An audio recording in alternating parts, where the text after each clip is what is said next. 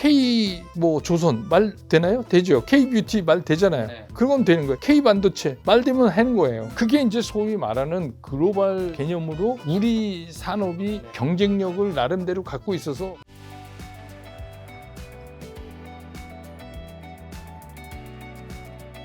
저자는 굉장히 오랜만에 나오셨는데 그 사이에 코스피가 4,000을 돌파하더니 오늘은 지금 장중인데 4,100도 돌파했습니다. 그런데다가 어제 우리가 이제 미국이랑 걱정하던 관세 협상이 타결이 됐잖아요. 맞아요. 근데 저는 이제 이상하게 뭐 나올 때마다 중요한 거 있은 다음 날 나오는 것 같아서 오히려 전 좋아요. 그래서 지금 시장의 변화를 좀 알려드릴 수가 있어서. 코스피가 4,000 이제 100까지 오면서 슈퍼랠리 보이고 있는데 상승의 가장 큰 동력 일단 뭘까요? 그리고 KB증권이 증권사 최초로 2026년 코스피 5,000 전망도 내놓았는데요. 가능하다 보시죠? 첫째 이제 이 동력을 이제 오늘 같은 시장에서는 어제 뭐 관세 협상 타결 이런데 그거는 부수적인 거고, 전체적으로 크게 시장을 보면 지금 시장을 움직이는 동력의 기본적인 거는 정부의 정책이 바뀐 거예요. 현 정부 들어가지고 첫 번째는 우리가 자산을 증식하는 수단에 부동산도 있고 또 뭐 이런 금융 자산도 있고 이런데 부동산 쪽보다는 금융 자산을 선호해야 된다고 이재명 대통령이 후보자 시절부터 얘기를 했었던 사항이고, 실제로 출범하면서부터 가시적으로 법률들이 계속 고쳐지고 그런 방향으로 계속해서 지금 가고 있잖아요. 가고 있는 게 이제 하나. 그렇게 된다면은 이제 우리가 그동안에 계속 얘기하던 코리아 디스카운트를 없앨 수도 있겠다는 생각을 사람들이 갖는 거 하나에다가, 두 번째는 그러면 이제 그런 생각에도 어떤 구체적인 동력이 있어야 되는데 이게 AI예요. AI가 뭐 지금 갑자기 튀어나온 건 아니지만 AI가 진행되는 그 과정을 살펴보면 처음에는 AI 그러면 그냥 엔비디아 생각만 했어요. 사람들이 AI 그래서 막 물어보면 걔가 다 얘기해 주는 거야? 이렇게 심플하게 생각을 했는데 이 AI의 어플리케이션 산업이 우리가 생각하는 속도보다 굉장히 빠르게 확장이 되는 거예요. 그러니까 처음에는 엔비디아만 난리 났지 우리 메모리 반도체는 거들떠도 안 봤던 상황인데, 이게 이제 점차적으로 확장이 되면서 AI가 갖고 있는 뭐 로봇이라든지 메디컬 쪽이라든지 그래서 다른 산업하고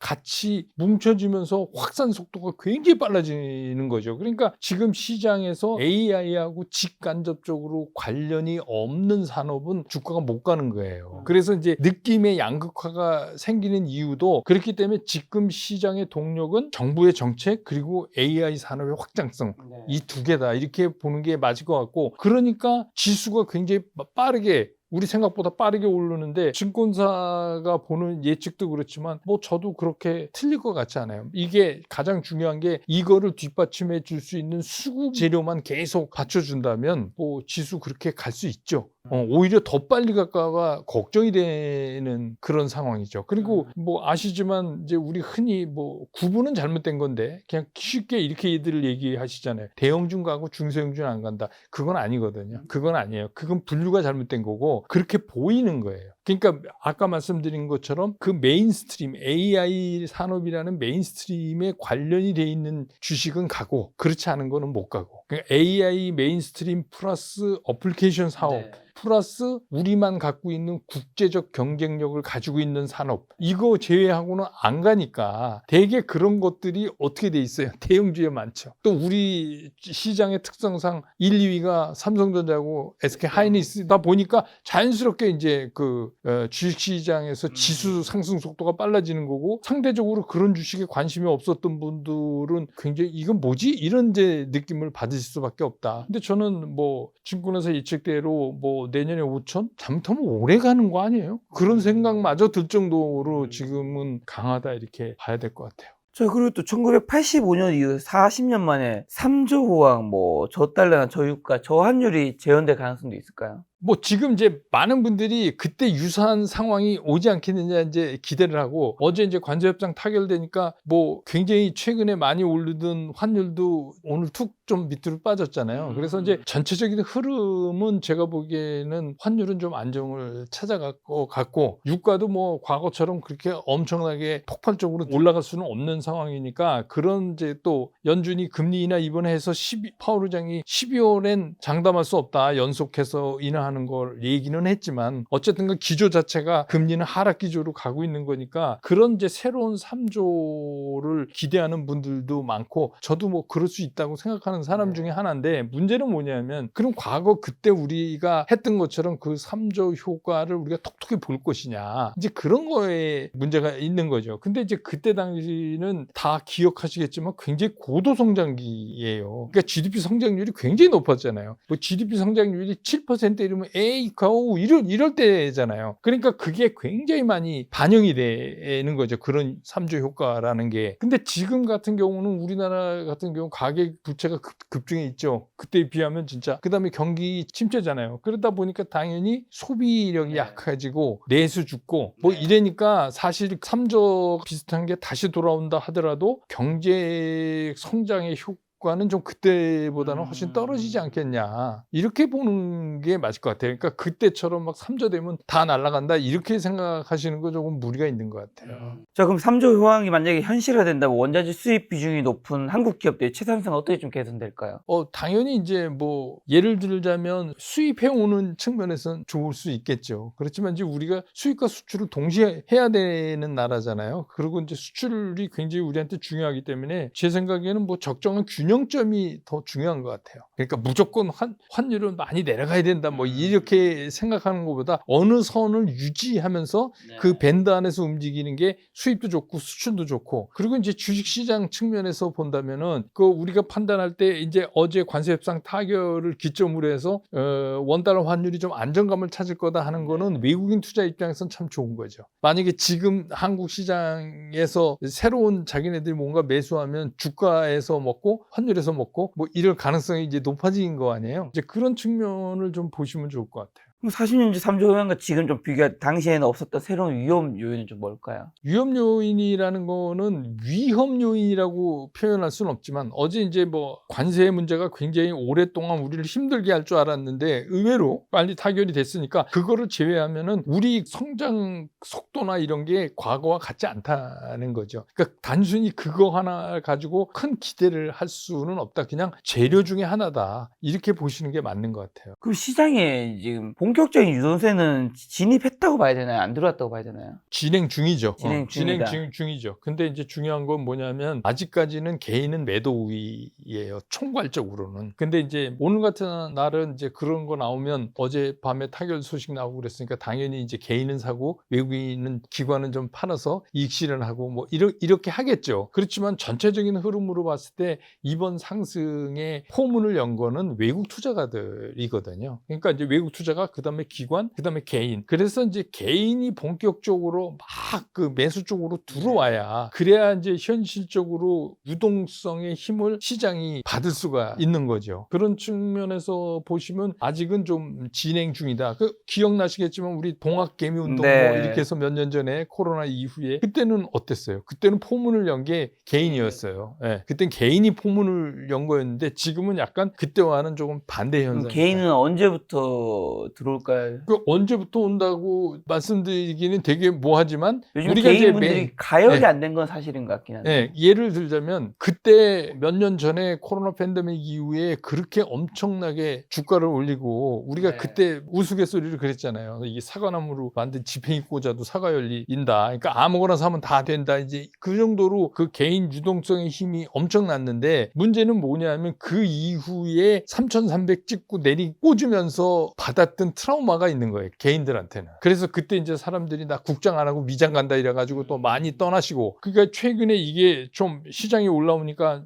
개인들이 다시 관심을 보이면서 소위 말하는 수요의 척도라고 할 수 있는 약간 후행성은 있지만 고객 예탁금이 늘고 이런 건 사실이에요. 그렇지만 고객 예탁금이 늘었다고 해서 그게 바로 증시로 들어온다? 이렇게는 못하고 요새 또 개인들의 매매 패턴을 보면 아주 짧게 해요. 과거같이 하지를 않고 그동안 이제 미국 시장 다녀오셔서 좀 업그레이드 되신 건지는 몰라도 굉장히 그 빠르게 매매를 하시더라고요. 그러니까 이제 그런 게 좀 달라졌기 때문에 아직은 그런 개인 유동성이 적극적으로 시장에 들어왔다? 이렇게 보기는 어렵고 이제 그 들어오려는 문턱에 있는 거 아닌가 이런 생각이 들어요. 그럼 이제 대형주에 어떻게 보면 AI 관련된 대형주에 좀 쏠려있는 온기가 중소형들 확산되는 시점은 아무래도 개인분들이 많이 들어온 이유겠네요. 그렇죠. 왜 그렇게 판단하냐면 외국인과 기관들은 종목을 선정하는 어떤 기준이 있어요. 자기네들 나름대로. 근데 사실은 개인은 그런 게 철저하지가 못하잖아요. 그렇죠. 네, 그러니까 이제 개인들 입장에서는 지금 우리가 느끼는 거와 똑같은 왜 대형중가고 중소형주하고 저 PBR 저건 왜 안 가지? 이런 생각을 이제 가지시게 되죠. 네.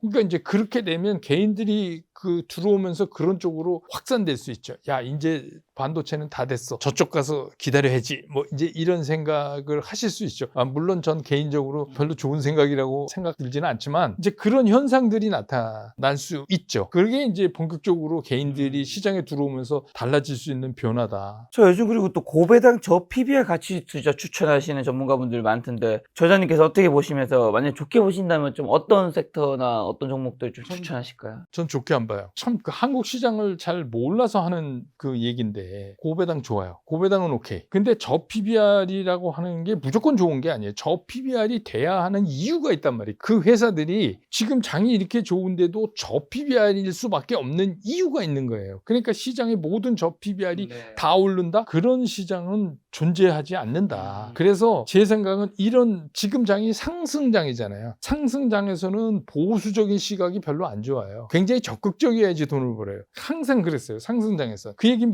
무슨 얘기냐? 선도주가 잠깐 쉬는 사이에 주식이라는 게 매일 오를 수는 없으니까 조정받고 잠깐 쉬는 사이에 소위 지금 말씀하신 뭐 고배당 저 PBR 이런 거는 키 맞추기 정도로는 가능해요. 이게 옛날에 어느 정도 차이 났는데 지금 차이가 많이 나는구나. 그러니까 여기 잠깐 들어갔다 나올 수 있다라는 생각이지. 그래서 지금까지 선도하던 얘는 죽고 얘가 간다? 그런 시장은 존재하지 않아요. 원래 상승장에서 선도주가 죽으면 장은 끝나는 거예요. 그러니까 침체장에서 박스권장에서 순환하면서 계속 돌 때는 얘 갔다 이게 이제 가능한데 상승장에서는 그게 가능하지 않아요. 그러니까 그래서 이제 증시격언에 달리는 말에 올라타야 돼. 이 얘기가 왜 나온 거냐면 아무 때나 그러라는 얘기가 아니라 이렇게 절대적인 상승장으로 들어갈 때는 그냥 그 상승장의 선도주를 따라가는 게 가장 효과적이다. 그래서 거기서 자기가 막 먼저 생각해갖고 얘는 이렇게 가는데 얘는 왜 이렇게 안 가지? 뭐 이렇게 해갖고 근데 안 가는 건 안 갈 만한 이유가 있는 거예요. 그러니까 그거를 미리 가서 기다린다? 그러면 실패할 확률이 그만큼 높아져요. 자, 그렇다면 고배당주는 좋게 보신다면 좀 어떤 게 고배당 그러니까 섹터예요? 고배당은 이제 이런 개념으로 주식이라는 게 이제 그 변동성 때문에 오르고 내리고 이러는데 난 그런 게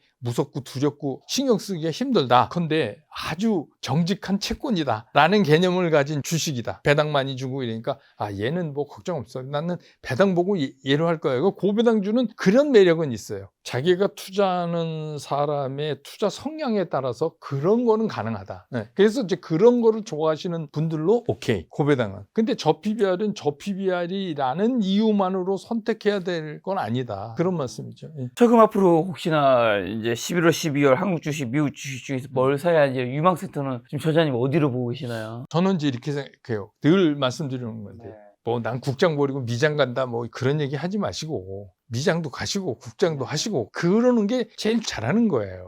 아니 그게 포트폴리오 구성을 할 수 있는데 감정 싸움이나 이데올로기 싸움이 아니거든요. 주식 투자는 목적이 수익을 내는 데 있잖아요. 그러니까 이제 수익만 나면 아니 할 수 있는데 미장도 하는 거고 국장도 하는 거고 그런 거죠. 그래서 미장과 국장을 포트폴리오에 따르는 패키지 하나라고 생각하시고 접근하는 게 좋고 미국장 같은 경우는 뭐 얘기할 수 없게 그 소위 말하는 이제 M7이라고 불리는 것들이 딱 장악하고 있잖아요. 사실 그게 무너지면 미국 시장은 무너지는 거잖아요. 어젯밤도 이제 엔비디아가 난리를 치면서 이제 다시 살려낸 거잖아요. 말하자면. 그런 쪽에 기술 대형주 쪽으로 갈 수밖에 없고 아니면 이제 그 뭐 트럼프 대통령의 정책적으로 뭐 원전 관련돼서 오클로나 뭐 이런 거. 오클로는 실적도 없고 아무것도 없는데 연간 500% 이상 올랐잖아요. 그러니까 그거는 사실 제가 처음 말씀드릴 때 그런 거였어요. 백악관 트럼프 대통령 집무실에 원전 강화한다고 하면서 사진을 찍는데 웬 얼굴 모르는 사람 사진이 하나가 트럼프 대통령 옆에 있는 거예요. 그래서 제가 그걸 막 추적해서 이 사람 누구냐 물어보니까 오클로 CEO래요. 그래서 결국은 그게 이제 우리가 말하는 SMR 그 다음으로 지금 진행되고 있는 MMR 그런 쪽에 주력하는 기업이기 때문에 그건 실적이 없어도 그런 분위기 때문에 이제 정책 분위기 이슈로 올라가는 뭐 그런 것 중에서 선택하시면 되고 한국은 되게 심플해요. 한국은 글로벌 경쟁력을 가지고 있느냐 그거를 어떻게 판단하느냐? 쉽게 얘기해서 K자 붙여갖고 말이 되냐 한번 따져보시면 돼요. K 뭐 조선 말 되나요? 되죠. K 뷰티 말 되잖아요. 네. 그건 되는 거예요. K 반도체 말 되면 하는 거예요. 그게 이제 소위 말하는 글로벌 개념으로 우리 산업이 경쟁력을 나름대로 갖고 있어서, 그리고 뭐 일렉트리시티 같은 데도 AI 하려면은 필수적인 게 전력인데, 전력기기도 우리가 K 변압기 뭐 이런 얘기 쓸 수 있잖아요. 그러면 뭐 그게 관세가 얼마가 되건 그게 우리만 맞는 게 아니니까 결국은 이제 그런 것들로 미국 시장과 한국 시장을 같이 포트폴리오를 구성하는 게 그게 낫다. 미국에서는 여전히 기술 주고 한국에서는 K가 붙을 수 있는. 글로벌 경쟁력 그거 어떻게 따지냐? 그냥 한번 해보세요. 그냥 K 뭐가 말이 돼? 이렇게 한번 해보시면 K건설. K건설은 말이 안 되죠. 쫙 안 달라붙는데요. 네. K건설은 말이 안 되지만 K원전은 말이 돼요. K원전 예, 말, 원전팀. 요즘 말돼. 그래서 이제 건설 중에서 예를 들면 현대 같은 경우는 현대건설. 예, 그거를 최근까지 지어봤으니까 미국은 그걸 지은 데가 없잖아요. 웨스팅하우스가 기술력 갖고 있지만 실제로 원전을 지은 데가 없잖아요. 그러니까 이제 그런 거죠. 그런 차원에서 한번 붙여보시면 아 이거는 말이 되는구나.